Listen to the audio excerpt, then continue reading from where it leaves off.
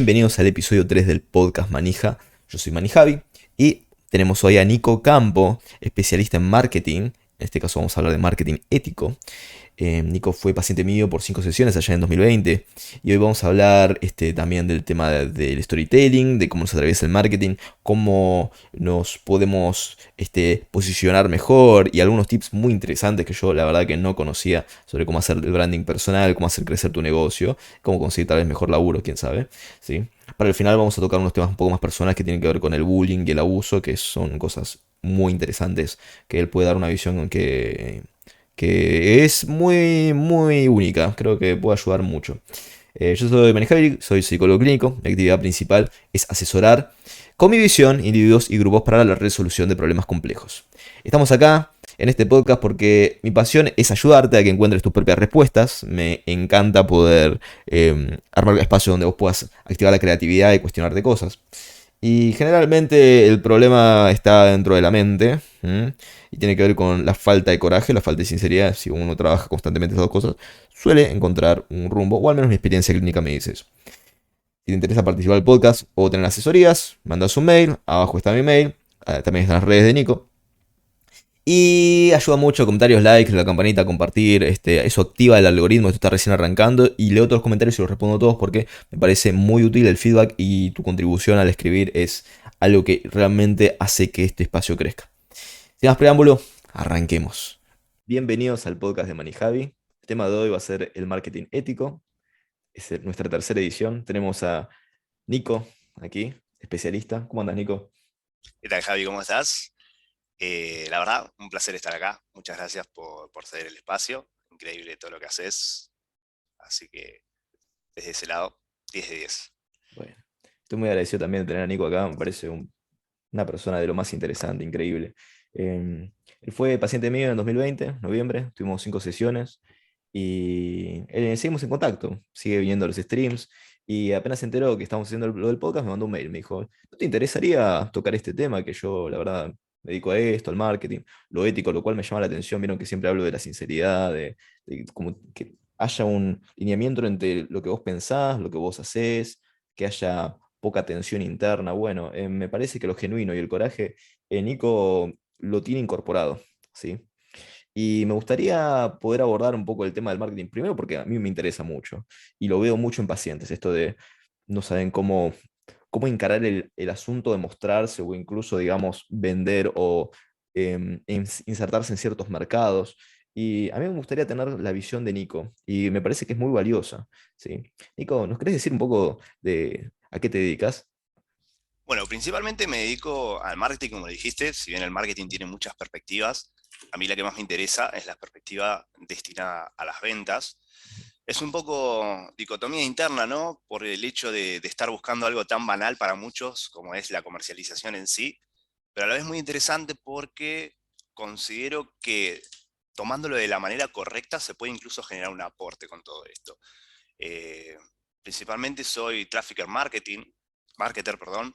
Me dedico a buscar el tráfico del determinado contenido o determinado producto, es decir, ser el canal para que le llegue a un montón de gente. Ese es mi rol principal y es un rol que para muchas empresas o muchos productos puede llegar a ser valioso. Por otro lado, también soy docente de marketing, tanto en la Municipalidad de La Plata, de donde soy, como también Potrero Digital, que es una ONG que se dedica a darle oportunidades a personas que tengan escasos recursos o quizás no se puedan pagar una educación, para darle herramientas digitales y que se puedan insertar en un mercado que es muy competitivo y que requiere cierto nivel de tecnicismo que muchas veces es difícil encontrar de forma gratuita. Así que eso es más o menos lo que hago. Wow, es muy interesante lo que haces, porque es como que tu perspectiva sobre las ventas va desde un lado, también desde el aporte, de ayudar al otro, vos ves, tenés una visión muy particular respecto a las ventas, ¿verdad? Sí, sí, es una apreciación también que tarda en construirse. Quizás cuando uno entra con la emoción de ser joven, de ver lo que llamamos muchas veces el dinero fácil, porque muchas veces se hace algo fácil, el tema de ayudar a otro a vender, creo que no hay nada que una empresa quiera más que ventas. Entonces, si vos sos alguien que le da ventas a la empresa, sos súper atractivo en el sentido de que cuanto más, más los potenciás a ellos, más te van a querer. Entonces es fácil vender a alguien que va a ganar más dinero. Desde ese punto de vista es difícil manejarlo entre qué es lo correcto y qué es lo incorrecto. Y por eso también quizás se crea un precedente en mí de encontrar la forma ética de hacerlo al estar en algunos lugares donde no me sentía cómodo, donde entrar en introspectiva y decir, che, esto que estoy haciendo realmente no es bueno. Y ahí empezar a buscar qué otras alternativas hay a la publicidad clásica que se puede encontrar en cualquier lugar, al spam masivo, porque muchas veces es hasta un hostigamiento la publicidad. Vos estás tratando de disfrutar un contenido y de golpe te bombardean miles de anuncios y ni siquiera son anuncios que muchas veces son objetivos. Tenés un montón de subjetividades, un montón de logos escondidos hasta en la sopa. Entonces hay toda una industria que de alguna forma nos está todo el día taladrando la cabeza, nos está cansando emocionalmente, enérgicamente, y todo este tipo de cosas son las que se van detectando en la profesión y que al menos en mi caso puntual me hicieron abrir los ojos y decir, che, este no puede ser el único camino, o esto, o no me siento cómodo haciendo esto, no me siento orgulloso haciendo esto, y me gustaría algún día que en mi profesión alguien me diga gracias por lo que estás haciendo. Y si yo sigo determinado camino, nadie me va a venir a agradecer. Cuanto mucho me van a decir, me fuiste útil, pero no un gracias genuino. Así que siempre traté de buscar, desde lo que me llegó a apasionar, que es el marketing, ese punto en donde pueda ser útil, pueda servir a la comunidad y no caer en el punto más mercenario que muchas veces se critica de la profesión, que es justamente ese, basarse únicamente en el capital y quedarse con eso.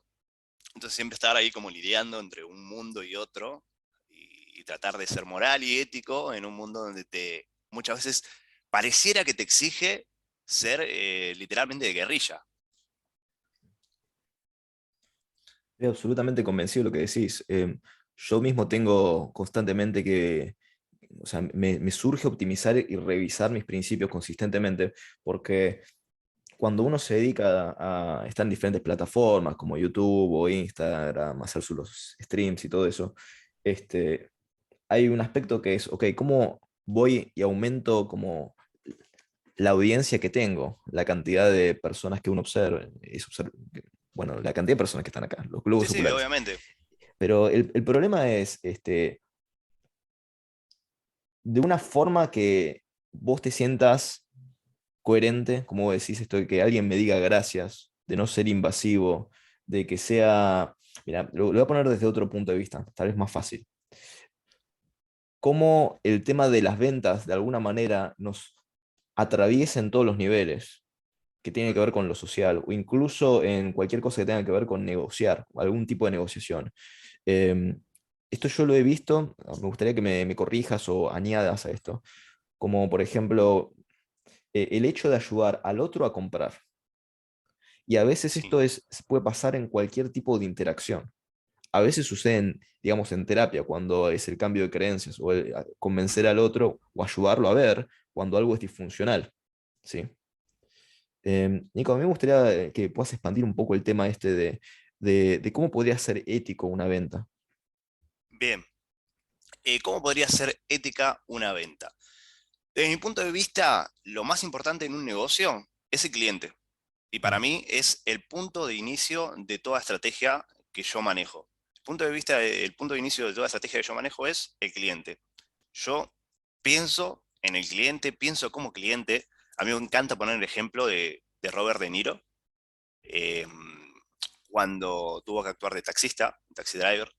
Él literalmente sacó una licencia de conducir de taxista y fue taxista durante un tiempo para entender qué cosa le pasaba a ese taxista, qué experiencia tenía de vida, qué pasaba con los clientes que se sentaban atrás, con salir de noche, salir de día, todo eso nutrió que él después pueda actuar de una forma ejemplar ese papel. A mí me gusta jugar con esa idea, me gusta jugar con la idea de ponerme en el rol de la persona que está del otro lado. ¿Qué quiere consumir? ¿Qué no quiere consumir? ¿Qué quiere ver? ¿Qué no quiere ver? El mensaje que yo estoy entregando, ¿le está sirviendo para algo? ¿Le está enseñando? ¿Le está informando? ¿Lo está divirtiendo? Para mí, si no tiene una de esas tres características que son informar, entretener o de alguna forma eh, distender a esa persona de su realidad, mejorarle un poco la realidad, hacerlo reír. Porque para mí, el hacer reír o el entretener a una persona no se debería de menospreciar, porque me parece que es un recurso súper valioso. Si yo puedo ofrecer cualquiera de estas características con esa persona, muy posiblemente voy a estar haciéndole un bien relativo, pero un bien mucho mayor a simplemente estar mandándole publicidad y decir, comprame esto porque sí. O sea, la estrategia para mí tiene que empezar desde el punto de yo te voy a ofrecer algo a vos porque quiero que me conozcas, no porque te quiero vender. Y una vez que vos me conociste, que sabés quién soy, que sabés lo que tengo para ofrecer, que no me importa si me lo vas a comprar a mí, si lo vas a comprar a otra persona, yo te formé para ser un buen comprador de esto. Recién ahí yo te voy a ofrecer la posibilidad de que, si te interesa, por la confianza que generamos, por el lazo que tenemos entre cliente y proveedor, podamos concretar esa venta. Pero nunca la inversa, nunca buscando la venta como objetivo. De hecho, yo lo hago con mis propios clientes. Yo cuando salgo a trabajar con un cliente, lo primero que hago es confiar en su negocio y empezar a trabajar juntos y después ver la parte económica. A mí me gusta mucho trabajar de esta forma y con clientes pequeños lo hago todo el tiempo, porque primero no muchos se pueden permitir en Argentina, por ejemplo, pagar una buena estrategia de marketing. Entonces, desde el vamos, si tu negocio no puede vender, tenemos un problema que se escala a nivel macro. Porque cuando muchos negocios empiezan a fracasar, la economía por sí misma también empieza a fracasar. Entonces, con que vos puedas rescatar uno, dos, tres negocios con cuestiones que quizás para los que están metidos en lo que es el tema digital sean sencillas, pero para una persona que no está incluida en ese territorio, que son un montón, que al principio uno vive como en esa burbuja de todos saben usar las redes sociales, pero después cuando salís y ves que hay gente que no tiene computadora en su casa o que apenas sabe utilizar el celular, te das cuenta que hay muchas personas que no tienen herramientas digitales.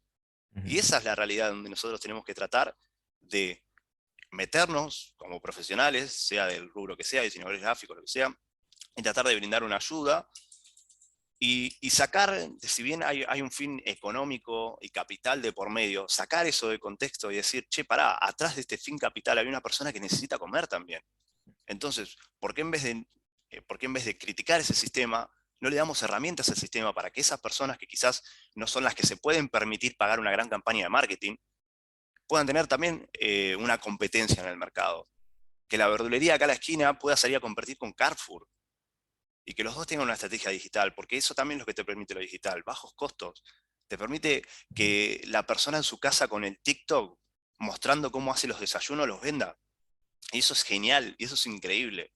Eso es algo que deberíamos empezar a tomar como una herramienta, más allá de todo el contexto de diversión que tiene TikTok, o todo el contexto de diversión que tiene Instagram. Todas estas cosas, tomarlos como herramientas de venta y decir, yo puedo hacer una carrera con esto, yo puedo hacer una profesión, puedo hacer un emprendimiento. Y creo que esto es súper vital y súper importante arrancarlo desde tu potencial cliente y qué le puedo dar yo al cliente.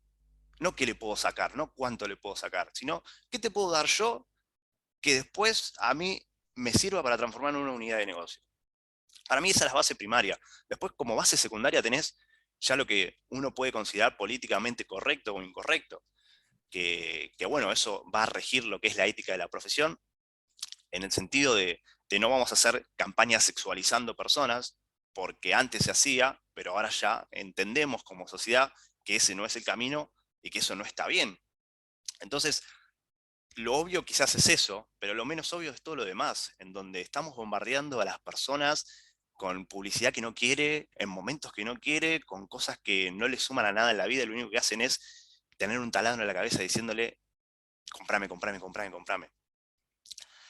Así que bueno, eso es un poco lo que es la filosofía. Después, cómo se hace quizás es entrar en un terreno mucho más técnico, pero en lo que es filosofía en sí es poner al cliente y su experiencia como una parte primordial. O sea, yo quiero que la persona que esté del otro lado esté contenta. Por ejemplo, yo tomo decisiones que si muestro un anuncio de noche, ese anuncio tiene que ser oscuro, porque yo considero que esa persona va a estar recostada en la cama con el modo oscuro activado, y si yo pongo un fondo blanco, esa persona va a ser como y no va a querer ver eso, lo va a scrollear de una.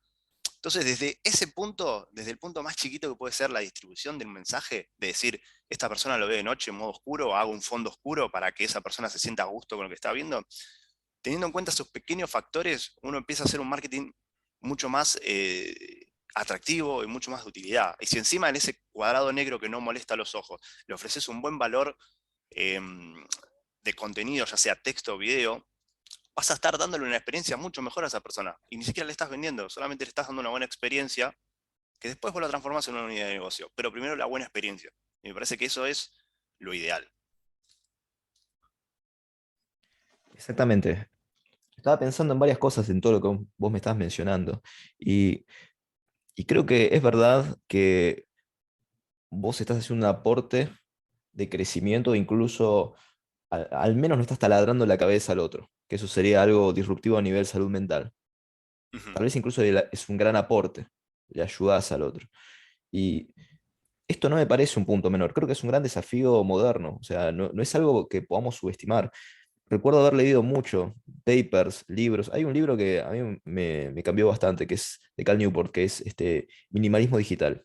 Ahí mismo me pasaba que tengo el celular y consistentemente grupos de WhatsApp, que Instagram, que el otro. Tu atención en la era digital es como de lo más valioso que hay. Y Sí. si uno está constantemente distraído, no puedes hacer nada con profundidad, no puedes ni escribir libros ni nada, o sea, es difícil, ¿sí? Y no hay, es como que la competencia es tan despiadada respecto a cómo tomar la atención de un ser humano que se utiliza todo. ¿Sí? Y lo que está planteando Nico es muy interesante porque es como, bueno, vamos a cambiar un poco este paradigma, vamos a ser un poco más amable porque nos damos cuenta que tiene un impacto en el ser humano que al menos como alguien que está metido en el tema se da cuenta de que no se siente como contento experimentando siendo alguien que podría dañar a otros. Me hace acordar, me parece que era en la BBC, uno de los directores no tenía televisiones en su casa, por ejemplo. Ujú. Hace bastantes años, cuando empezaban a salir los televisores y demás. Tenía el poder adquisitivo, pero no lo tenía por un tema de que sabía la clase de efecto que podría llegar a generar en su familia o en otras personas. Y creo que también Steve Jobs no tenían iPhones en su familia, una cosa así. Honestamente no soy experto, es lo que estoy recordando sobre estos temas. No, pero suelen ser Pero sí, bastante alejados de la tecnología esas personas, sí, sí. exacto. Es como un tópico. Pero bueno, esto también tiene un contexto histórico que ahora lo quería abordar porque me parece que es una muy buena historia para contar y me Adelante. parece que justamente de recordar la historia, de hacer memoria, muchas veces uno comprende cosas y evita cosas a futuro. Eh, Típico desayuno americano, ¿lo conoces? Bacon, huevos, a la mañana. ¿Vos sabés por qué se consume eso en Estados Unidos como desayuno americano? No tengo idea. Por una persona, por Bernier. Bernier es una persona que en este punto va a unir mi mundo y tu mundo. Bernier es el sobrino de Sigmund Freud.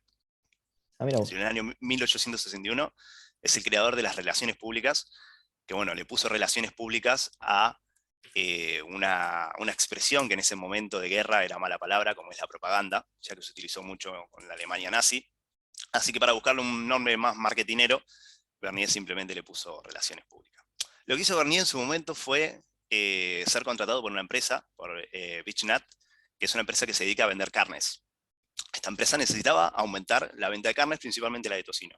Entonces Bernier agarró, le escribió a su médico, le dice, viste que en Inglaterra recomiendan comer desayunos pesados, como por ejemplo esta otra comida, y bacon con huevos. Y dice, sí, porque arrancando el día con más energía vas a rendir mejor que si toda esa energía la metes de noche cuando la desaprovechás durmiendo. Entonces le hizo este planteo al médico y el médico obviamente le daba la razón. Y le hizo creer al médico que el médico tenía la idea y le preguntó si no se lo quería mandar a otros colegas para preguntarles qué pensaban. Entonces enviaron 5.000 cartas a médicos de todo el país haciéndoles la misma pregunta. ¿Qué desayuno te parece que es mejor? ¿Un desayuno tostada y café o un desayuno que puede ser este otro o, por ejemplo, bacon y huevos? De esos 5.000 médicos, unos 500 respondieron la carta afirmando que sí, que era mejor el desayuno pesado y que dentro de ese desayuno pesado el bacon y huevos estaba disponible. Entonces agarró el tipo con esas 500 cartas, habló a todos los medios del país, a todos los diarios, y sacó una nota diciendo, 500 médicos recomiendan comer bacon y huevos en el desayuno.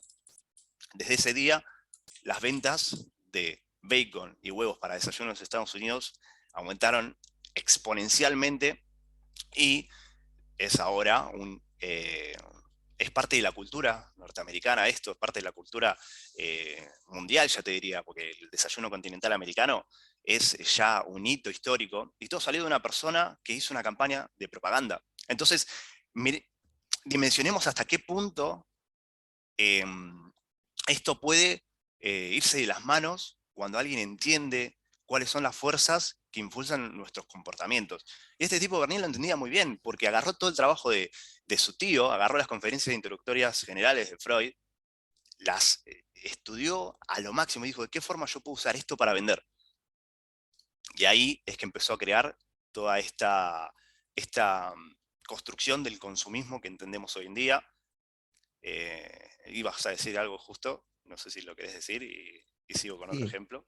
me parece genial lo que estás trayendo. Voy a traer un ejemplo de cuando algo puede ser extraño, ¿sí? Porque me acuerdo que yo tuve una práctica cuando era estudiante con el doctor Cormillot, ¿sí? Que Ujú. bueno, es un tipo que la tiene muy clara respecto a nutrición. Y nos dio una clase en la que nos explicó por qué había una campaña tan fuerte contra la leche.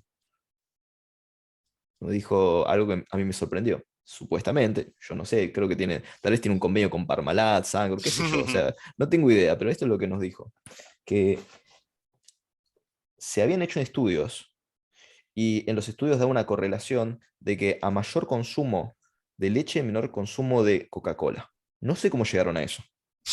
Entonces, aparentemente, Coca-Cola empezó a financiar investigaciones respecto al tema Sí, y desde el marketing trataron de decir, no, porque si el ser humano, ¿cómo puede ser un mamífero que toma leche de otros animales cuando es grande y quién sabe qué? Aparentemente todo eso, el origen es una cuestión económica por parte de Coca-Cola. Y en el momento que la leche empezó a bajar en su grado de consumo en el desayuno, empezaron los yankees a desayunar Coca-Cola, lo cual es como, qué raro esto, ¿sí? Entonces sí, sí, hay totalmente. fuerzas muy potentes y que son muy sutiles respecto al marketing. Y esto que vos traes de, bueno, ¿cómo podemos hacer para que estas fuerzas nos hagan una mejor sociedad, ¿sí? O Totalmente. incluso los que nos dedicamos a la venta, podemos dormir tranquilos y decir, che, estoy ayudando, potenciando ciertas vidas. Totalmente. Es que lamentablemente en nuestro mundo muchas veces las fuerzas que mueven eso son fuerzas capitales súper belicosas.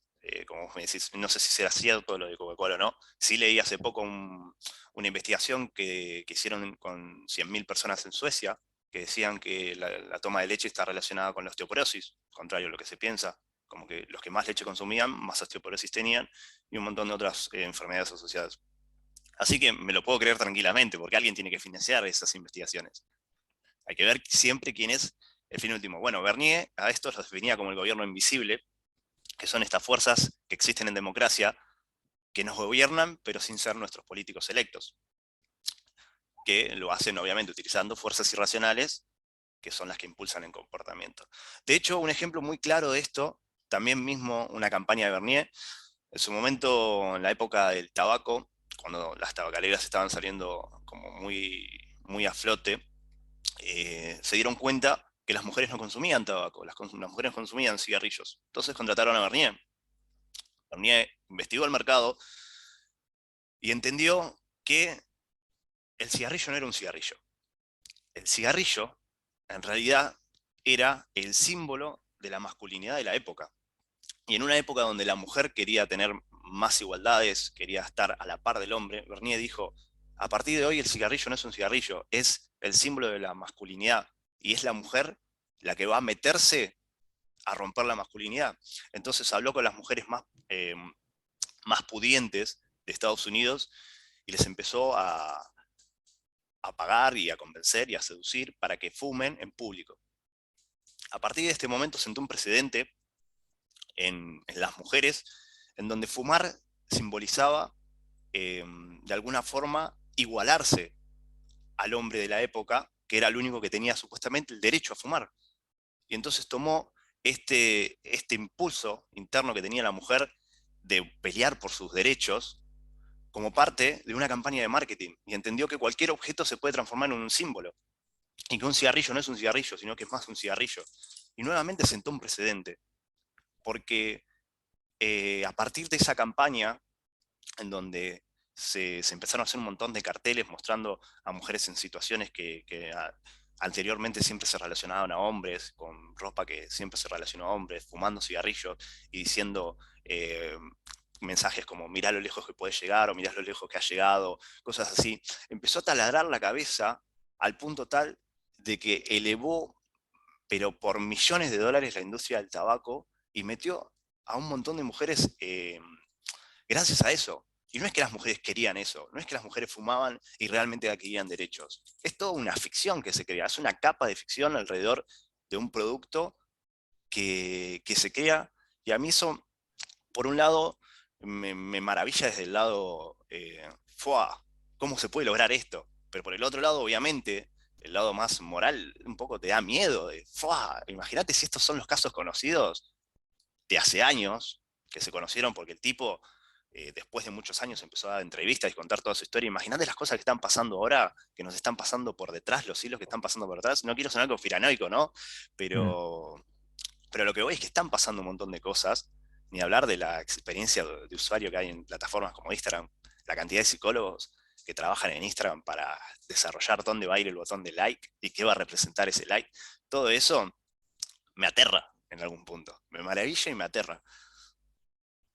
Estoy también con la misma, como el mismo asombro y lo veo en el consultorio. Esto de me aterra, lo veo en mi vida también.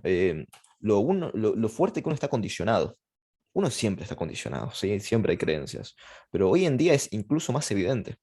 Uno hace cosas que no quiere. Uno juega League of Legends cuando no querés. Y decís, ¿por qué estoy jugando este juego? Y seguís jugando. Y decís, ¿qué pasó acá? ¿Sí? Y Totalmente. los videojuegos lo tienen muy, muy presente. A mí me encantan los videojuegos, pero bueno, hay que tener en cuenta que todo esto que está hablando Nico sobre esta ingeniería, que hay psicólogos, hay especialistas en marketing, especialistas en un montón de cosas que la tienen recontra clara, ingenieros, y que saben cómo capturar la atención de alguien y cómo hacer que vos creas que en realidad querés hacer algo cuando en realidad no, eh, es un conflicto enorme. Y poder estar por encima de esas fuerzas es quién sabe qué. Pero bueno, Nico, le interesa el trabajo de cómo manejar, em, digamos, esas corrientes de una forma ética, ¿sí? O sea, Totalmente. desde mi lado, mi perspectiva es, bueno, ¿cómo hace el ser humano, el individuo, como para poder resolver esas cosas en su día a día? Ahora, lo que trae Nico me parece muy interesante, ¿sí? Me gustaría abordar un poco más sobre bueno, estamos en la segunda parte. Justo nos habíamos quedado en que Nico va a dar su visión sobre qué podría hacer alguno de nosotros, de la audiencia, para poder implementar algo de este marketing ético. Bien, yo creo que toda la estrategia de marketing empieza por lo que vendemos. Más allá de que dije al principio que lo más importante en el cliente, el paso inicial es lo que vendemos. Lo que vendemos es fundamental. Por más capas de marketing que le pongas a un producto o un servicio que es malo, el servicio va a seguir siendo malo y el producto va a seguir siendo malo. Y si vos le mostrás ese producto o servicio malo a mucha gente porque tuviste una buena estrategia de marketing, mucha gente va a hablar mal de tu producto o servicio. Entonces, creo que es muy importante aclarar que no nos quedemos únicamente en la cuestión de marketing. Nuestro principal marketing siempre va a ser mejorar e innovarnos en nuestro producto o servicio. Yendo más a lo pragmático, decir que necesitamos segmentar muy bien al tipo de persona que le vamos a hablar. Las redes sociales hoy en día ofrecen ese tipo de servicio. Y para segmentar bien a las personas a las que le vamos a hablar, tenemos que volver a este punto bueno, conocer a mi cliente, qué necesita realmente mi cliente, qué le puedo aportar yo como empresa al cliente y cómo el cliente puede ser feliz con mi producto o mi servicio o cómo puede solventar un problema con mi producto o mi servicio. Recomiendo mucho no utilizar prácticas abusivas que se han dado, que se han naturalizado hoy en día. La más común es el spameo por cualquier lugar, por chats, spameos de imágenes, sacar 60 mil millones de historias todos los días que solamente sean ventas. Eh, Hay tres cosas fundamentales para entender en las redes sociales. La primera cosa fundamental de las redes sociales es que son redes que se crearon para humanos, para personas compartiendo momentos con personas. Y del otro lado lo que se busca es eso, es la humanización de las marcas de alguna forma para poder estar dentro de esa plataforma. Si vos sos un flyer andando, un panfleto andando dentro de la red social, vas a hacer eso, un panfleto. ¿Y qué hace la gente con los panfletos? Históricamente lo agarra, lo hace un bollito y lo tira. Y nosotros no queremos que nos hagan eso en las redes sociales. Entonces, el primer paso sería tener un comportamiento humano, tener un comportamiento lo más humano posible. Hay muchas empresas muy grandes que están mostrando personas todo el tiempo, parte de su equipo, parte de lo que son, de lo que hacen. Entonces, desde ese punto, me parece que es fundamental entender las redes sociales como un servicio de personas para personas, no de marcas para personas, ni de personas para marcas, personas para personas. Nos va a ayudar un montón si estamos arrancando. Si somos Coca-Cola y tenemos un presupuesto de 200.000 millones de dólares todos los meses para gastar, podemos hacer lo que queramos, pero no somos Coca-Cola ni tenemos el presupuesto. Utilicemos las herramientas que tenemos. Si el algoritmo detecta una cara, va a mostrarte mucho más a que si detecta un logo. Ujú. ¿Bien?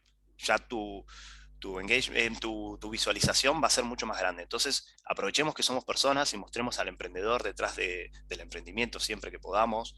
Mostremos cómo funciona el emprendimiento que hay detrás. Y ahí pasemos a la cosa número dos, que es contar una buena historia. El storytelling, el famoso storytelling. Lo pueden buscar en Google, storytelling. El storytelling es básicamente armar un, un sustento donde se apoya toda la estructura que vos haces de tu negocio. Un sustento eh, que tiene que ver con los argumentos y la historia que hay detrás. Los mejores contadores de historia han sido y perdurado siempre, es uno de los ejemplos más grandes es Disney. Tomemos ejemplos de Disney. Tomemos el ejemplo del héroe o heroína que está en su historia, que tiene un enemigo a vencer y que cuando lo vence llega a ese logro que busca, que tiene mucho que ver con un negocio al final del día. Pero no con el negocio, no es que el negocio es el héroe. Hay una frase que es increíble que es siempre, tu cliente es el héroe y nosotros tenemos que construir la historia para que ese cliente sea el héroe. ¿Bien? Eso se utiliza mucho en el storytelling, en construir una buena historia en donde el héroe sos vos. Vos que nombraste League of Legends, escuchás canciones como Legend Never Dies o las Ujú. canciones de Imagine Dragons y vos sos el héroe. Vos estás ahí, sos el gladiador que va a pelear y que va a ganar y eso es lo que ellos te venden. Y es muy interesante porque ahí meto una frase de por medio que League of Legends es gratis. Ujú. Y si algo es gratis, significa que vos sos el producto, Exacto. obviamente. Así que siempre teniendo eso en cuenta. Pero bueno, son unos grandes constructores de historias, League of Legends, World of Warcraft. Son grandes contadores de historias y eso le ayuda un poco en el éxito. Y nosotros los podemos utilizar, no hay que tenerle miedo a contar una buena historia en redes sociales. Lo que la gente busca del otro lado es contenido, no un Ujú. flyer. Porque flyers hay en todos lados. Y después hay que tener también muy presente el hecho de que las personas del otro lado no son ya simples consumidores, sino que empieza a generarse el concepto de prosumidores, que son personas que con un iPhone desde su casa pueden producir un contenido increíble y que si vos te vas a mostrar como empresa, van a buscar de vos algo superior a lo que ellos pueden hacer y no van a buscar lo que van a hacer todos. Entonces es muy importante siempre a la hora de generar contenido, hacer un contenido que no sea el mismo de siempre, que no sea lo más común del mundo. Yo diría un 80% del trabajo en pensar el contenido y un 20% en hacerlo. Y nunca empezar a hacer contenido, porque si un solo contenido te puede viralizar, vos podés tener 10 millones de contenido y tener todos una reproducción. Entonces tampoco tiene mucho sentido hacer por hacer. Sí hay un montón de trendings que está buenísimo subirse. Ejemplo, si hay un challenge de moda, hacerlo y cosas así, porque te van a dar un poco de visibilidad orgánica. Pero siempre lo que te va a servir es ser original, ser innovador. Entonces, cada vez que puedas buscar y entender tu rubro y sacar ideas de eso, vas a lograr unas estrategias muy buenas. Hay una herramienta que me gustaría mencionar eh, que se llama Answer the Public, Answer the Public, que es Ujú. básicamente una herramienta donde vos escribís una palabra y te va a decir qué busca la gente sobre esa palabra. O sea, qué preguntas tiene la gente sobre esa palabra. Por ejemplo, yo pongo chocolate y te van a decir preguntas que hace la gente a Google sobre el chocolate. ¿Cuáles son los chocolates más consumidos? ¿En qué época es importante consumir chocolate? ¿Cuántas calorías tiene el chocolate? Etcétera. Todas estas preguntas vos las agarrás, las dividís por tres, por ejemplo, en el sentido de cuánto chocolate se consume en el mundo, cuánto chocolate se consume en Latinoamérica, cuánto chocolate se consume en Argentina. Dividís un tópico por tres o por cinco si te da y te creaste 5 contenidos. Y después esos 5 contenidos multiplicás cada uno por 2 o por 3. ¿Cuánto chocolate blanco se consume en el mundo? ¿Cuánto chocolate 70% cacao se consume en el mundo? ¿Cuánto chocolate negro se consume en Argentina? Y ahí vos con un solo tópico generaste 3 contenidos, y con estos 3 contenidos generaste 15 contenidos más. Exponenciaste la búsqueda y generaste contenido que sabes que a la gente le interesa. Entonces tu marca ya no es simplemente una marca que vende chocolate, es una marca que te informa sobre los beneficios del chocolate, sobre características del chocolate, sobre curiosidades del chocolate, y además vos te posicionás como un experto en chocolate. No sos una marca que vende chocolate, sos una marca que es experta en chocolate, sos una marca que tiene una muy buena comunidad del otro lado que espera lo que vos le puedas llegar a decir. Y si esto lo haces en video, en Reels, por ejemplo en Instagram, muchísimo mejor. Porque hoy en día Instagram es la nueva funcionalidad, está apostando mucho dinero en eso, entonces permite que la gente se sienta muy vista en Reels para que hagan más contenido, porque es lo que quieren explotar. Siempre en Instagram abrís la interfaz y lo que está en el medio es lo que Instagram le da importancia. O sea, el botón del medio es el más importante. Hoy en día en el medio está el Reels. Entonces Instagram está invirtiendo su patrimonio en que los Reels funcionen, por hacer la competencia de TikTok y un montón de cuestiones más internas de Instagram. Entonces aprovechemos eso y generemos contenido desde ahí. Tenemos contenido de calidad, contenidos que informen, que entretengan, contenidos que del otro lado la persona se sienta satisfecha con lo que está viendo y agradecida, y que diga, ¡fua, qué bueno lo que me dijiste, era una duda que tenía! Y ese son el tipo de comentarios que buscamos, no el comentario de, che, ¿cuánto vale esto? Está bien, es el fin, ¿no? Capaz, porque ya por concepto el fin de una empresa tiene que ser lucrativo, porque si no, no sería una empresa, sería una ONG, ¿no? O eh, una asociación sin fines de lucro. Entonces una empresa para ser rentable necesita capital. Pero bueno, no salgamos a buscar el capital, salgamos a buscar un montón de otros valores que se pueden aportar mediante la comunicación y que está buenísimo hacerlo y que al final del día uno se siente contento de, che, hoy me agradeció un tipo porque no sabía que si comía chocolate capaz que le aumentaba la diabetes. Entonces vos no sabés cuánta información maneja el que está del otro lado, no sabés, capaz que algo que para vos es súper común, como decir, no, pero si todo el mundo sabe buscar algo en Google. No, capaz que del otro lado no saben ni que Google existe. Para ellos Google es Facebook y buscar en Google es escribir en Facebook, en el buscador, la palabra que tenés. Entonces, siempre del otro lado hay gente que tiene desconocimiento, que tiene, no quiero llamarlo ignorancia, pero está como en ese punto de, che, yo no sé esto. Entonces es un montón aportarle eso, por más que parezca tonto, o por más que parezca que está en todos lados y que, no, pero ¿para qué le voy a contar cuántas calorías tiene el chocolate si lo buscas en Google y te dice, no, pero esa persona, ¿por qué interpretás que sabe buscar en Google cuántas calorías tiene el chocolate o que se le pasó por la cabeza buscarlo? Capaz que nunca en su vida se le pasó por la cabeza y vos le venís con un contenido nuevo que no lo vio en otro lado y lo vio en vos y empieza a formar un vínculo. Entonces, esas para mí serían claves como para tener un poco más presente a la hora de elaborar tu estrategia. Y siempre me quedo con la premisa que me digo a mí mismo. Si lo que yo estoy haciendo, yo no lo mostraría en mis redes sociales personales, no lo hago. Ese para mí me parece un punto clave. Lo que vos haces en publicidad, por más que sea detrás del logo, tenés que estar orgulloso de eso. Si vos no le mostrarías eso a tu grupo de amigos, significa que la gente no lo va a querer ver. Esa es la premisa inicial. Y para mí desde ahí vamos, si yo hago un contenido que está bueno, se lo muestro a mis amigos y digo, che, mira este contenido, mis amigos me van a decir está buenísimo. Si yo hago un panfleto que dice 2x1 en ventas de media porque YOLO, mi amigo me va a decir, ¿qué me mandas esto? Tac, te sacan del grupo por spam. Lo mismo pasa en las redes sociales, no te sacan del grupo, pero te sacan de sus redes sociales. Es un círculo que a la larga se termina completando solo. Y la experiencia me ha dado un montón de casos para comprobarlo. Escuchándote, me doy cuenta que diste muchos ejemplos prácticos, que en un momento quería consultarte por eso, pero lo hiciste, así que no hay necesidad.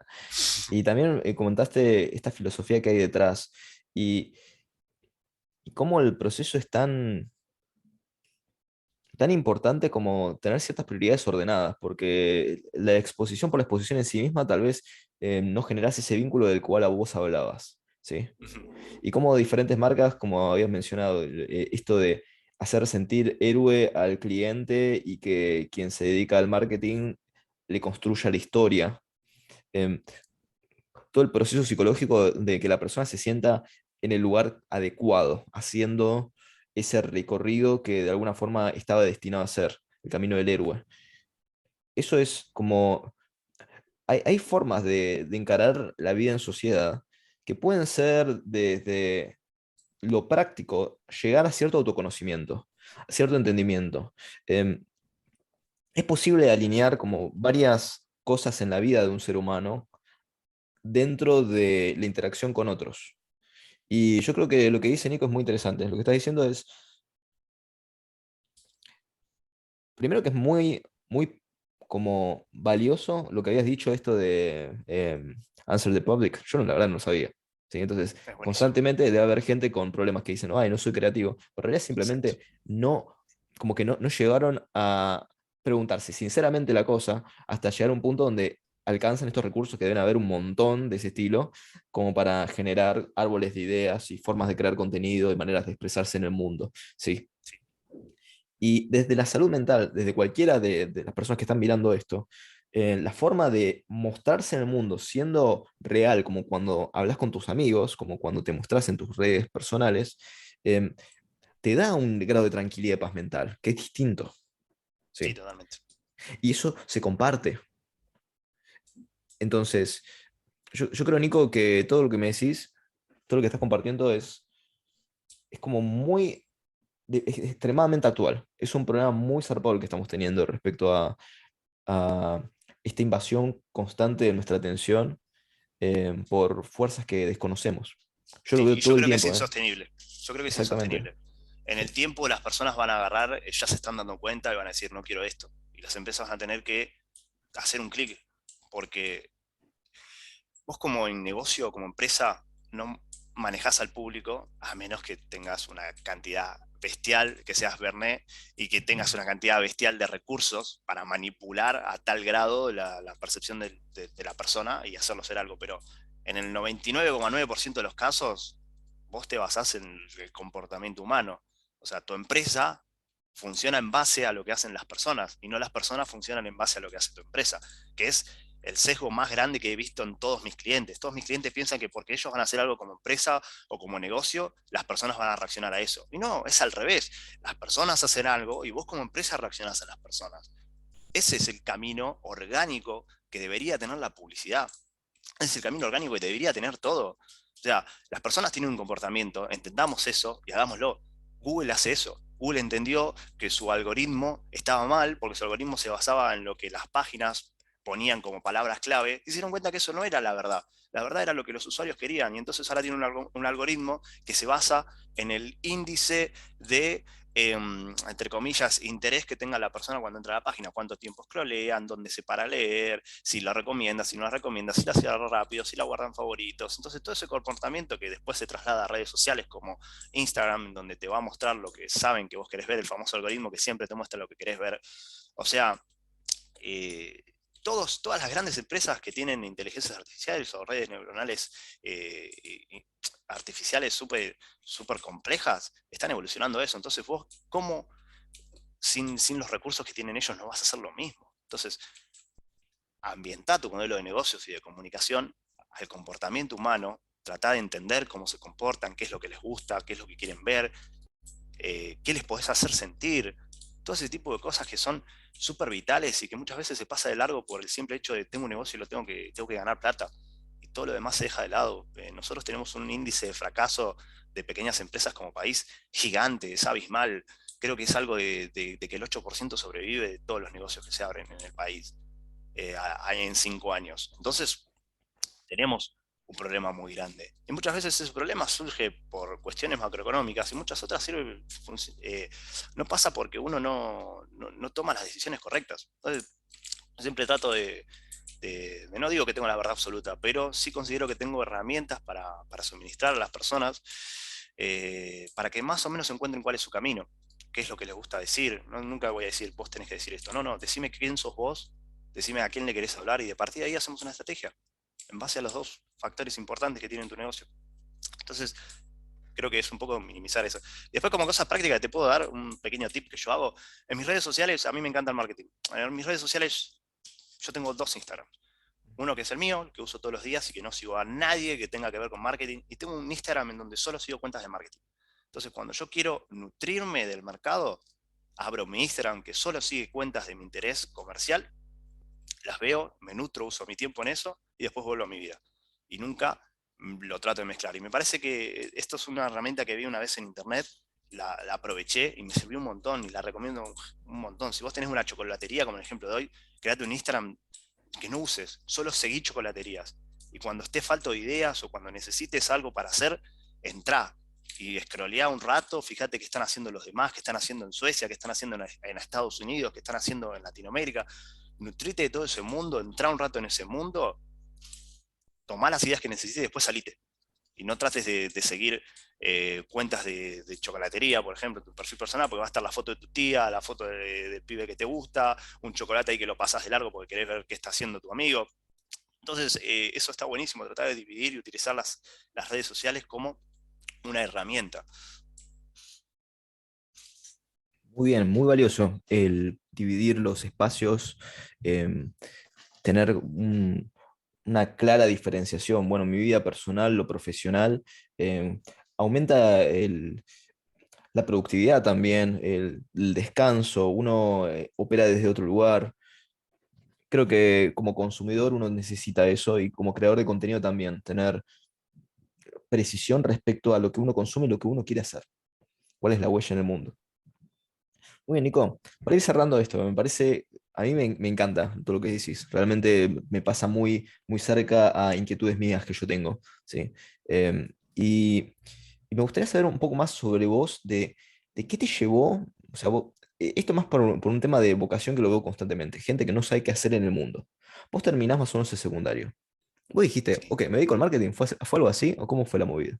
Yo terminé el secundario diciendo, me voy a dedicar a la arqueología, es lo que quiero en mi vida. Me acuerdo. Em, Estudiar marketing lamentablemente empezó por malos fines, entre comillas. Mis fines eran estrictamente capitales. Empecé a estudiar arqueología, me di cuenta que no era por ahí. Después me fui a cine, por mi lado artístico creativo. Me di cuenta que tampoco era por ahí. ¿Por qué? Porque vi que estaban muy truncadas las carreras. No me terminaba de cerrar cómo yo para dedicarme a algo creativo, artístico, tenía que hacer una carrera de 5 años que no es por desvalorizar la carrera, ¿no? Para mí la educación es importantísima, pero no sentía que esa era la educación que yo quería o necesitaba y que se ajustaba a mi personalidad. Yo era una persona muy cambiante, muy errática, muy de saltar de un lugar a otro. Entonces dije, ¿cuál es la forma de yo hacer lo que quiera? De un día ir a la pirámide de Egipto, de un día capaz producir una película. Dije, ahí está, la clave es tener dinero y producirlo yo.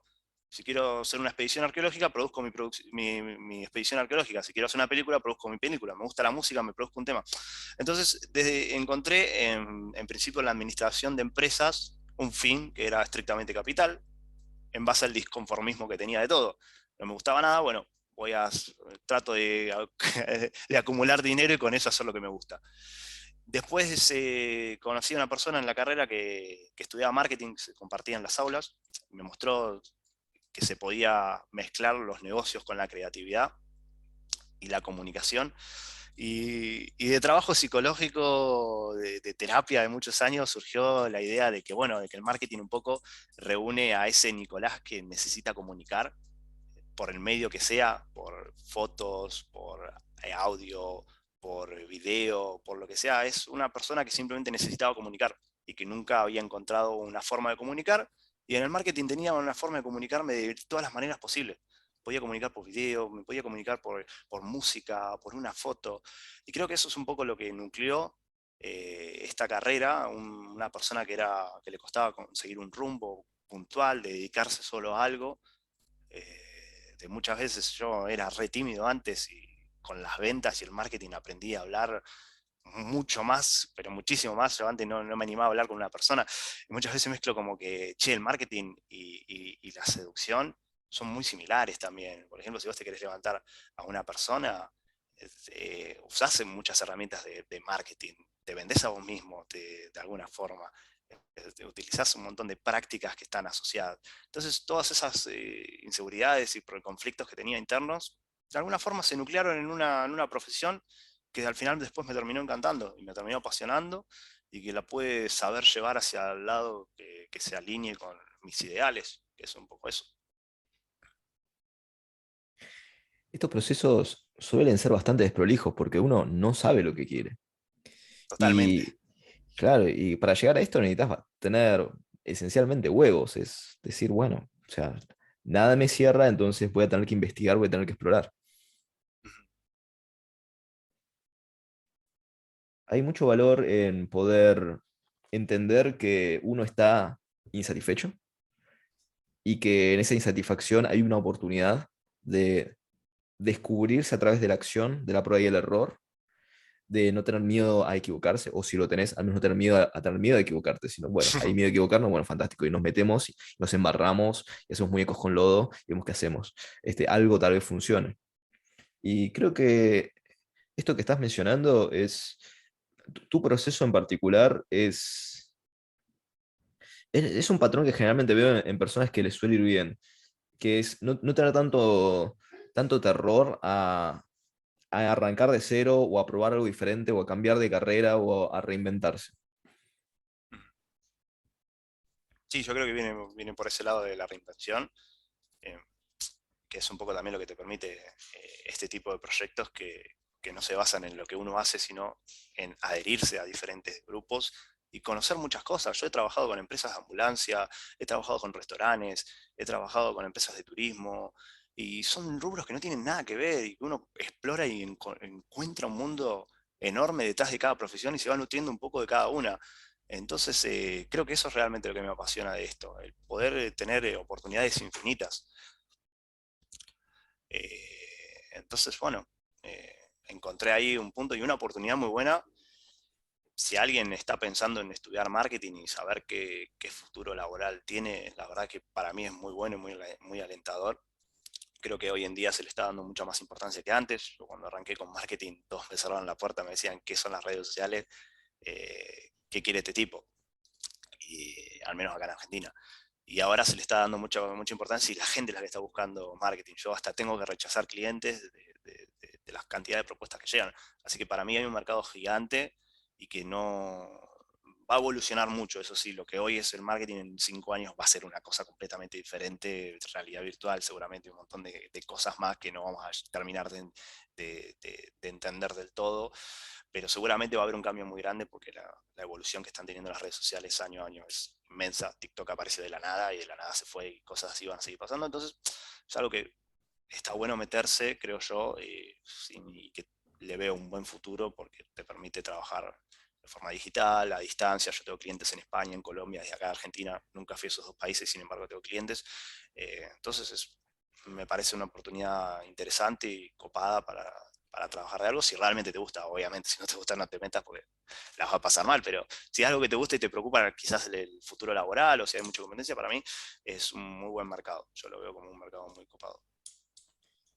Exactamente. Había una frase, no me acuerdo quién había dicho que no todas las empresas se dedican a la computación, pero toda empresa tiene una computadora, algo así. Entonces, en respecto al marketing también es la clase de cuestión que no puede faltar. ¿Sí? Es algo necesario al entrar en un mercado.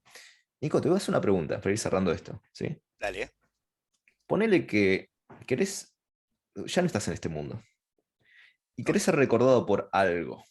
¿Sí? Tal vez una frase, tal vez algo que hiciste. ¿Por qué te gustaría ser recordado? ¿Por qué me gustaría ser recordado? Qué buena pregunta, ni siquiera yo me la hice. Claro, lo primero que te surja. Puedes tomarte tu tiempo. ¿Por qué me gustaría ser Eh, recordado? ¿Por qué me gustaría ser recordado? ¿O qué tipo de marca te gustaría dejar en el mundo? ¿Una cosa? Mm, ¿Algún legado? yo creo, voy a ser lo más estricto posible, lo más exagerado posible. Creo que si mañana me pasase algo y dejase este mundo, no estaría insatisfecho. Sentiría que hice bastantes cosas y que hice bastante aportes, porque creo que no es una sola acción. Creo que es lo que hacemos en el día a día, toda la vida, y creo que eso es realmente lo importante. Le queda a una persona, le queda a 1000, le queda a 2000, le quede solamente a tu amigo íntimo el poder construir día a día algo, algo que tenga tu convicción y que tenga tu tranquilidad de acostarte todas las noches y decir, che, la verdad no me preocupa nada, no le hice mal a nadie, no cague a nadie, no, o sea, no hice ninguna maldad en el mundo, no hice de este lugar un lugar peor, por más que no lo haya hecho mejor, pero con no haberlo hecho peor para mí es suficiente. Entonces yo creo que me quedaría con eso, de la construcción diaria que uno tiene de su persona y de las personas que los rodean, y tratar siempre de ser, como leí una frase el otro día, tratar de ser siempre la mejor persona que conociste. Bien, una última cosa asociada a esto que me gustaría que también toquemos, ¿sí? Sí. Vos mencionaste algo que creo que le va a servir mucho a la audiencia, porque yo he tenido varios pacientes que escuchan esto, me dicen que escuchan los podcasts, que vienen, van a los streams, y tienen un tema con el bullying, ¿sí? O alguna situación de violencia en su casa y qué sé yo. Yo sé que vos lo encaraste de una forma muy particular en la adultez, hablando de cómo hacer este mundo un lugar menos peor, tal vez, ¿sí? ¿Y Ujú. nos puedes contar un poco sobre el tema? Tal vez inspira a alguien. Ok, no sé si puedo ser completamente No, no, tranqui, tranqui, honesto, sincero. como prefieras, como prefieras, Ok. como se te ocurra. Bueno, yo pasé por una situación muy complicada que no era mía, sino que era bueno, de mi expareja, que ella, bueno, sufrió un montón de abusos y un montón de cosas. Y quizás la emoción, que esto lo he hablado mucho con Javi, la emoción más difícil que uno tiene para sobrellevar en la vida es el hecho de no hacer nada. Creo que el no hacer nada es lo más difícil. Capaz que para muchos no, pero para mí el no hacer nada o el sentirme impotente ante una situación fue lo más difícil del mundo. Pero siento que incluso con lo más mínimo, nosotros le estamos aportando un montón de oportunidades y vivencias a otra persona. Yo me esforcé mucho por, bueno, por esta persona que la estaba pasando absolutamente mal.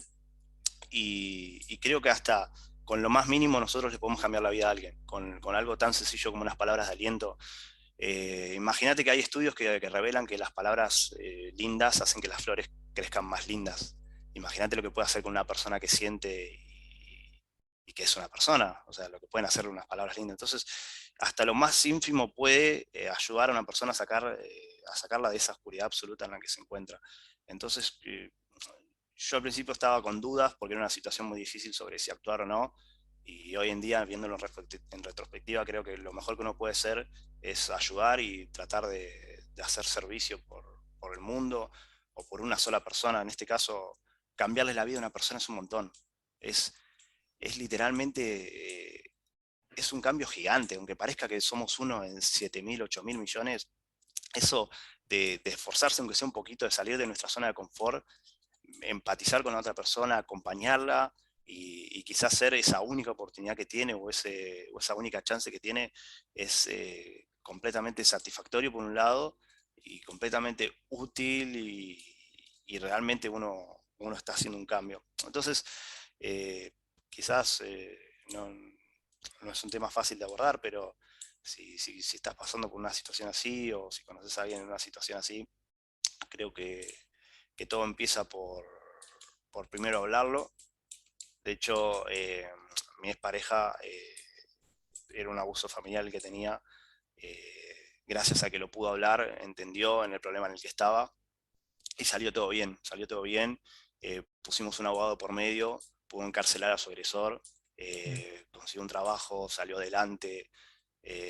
Entonces es una historia, la verdad que la justicia argentina en esto funcionó muy bien y muy rápido. Muchas veces todo el mundo se queja de que no, la justicia no hace nada, no funciona de nada.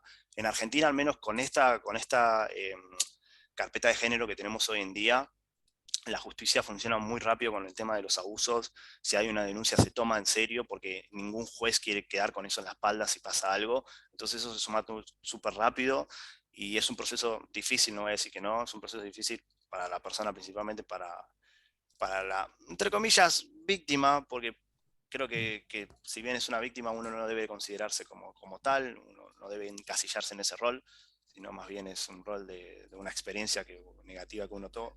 Me di cuenta también que era mucho más común de lo que uno piensa, como que está Sí. en todos lados.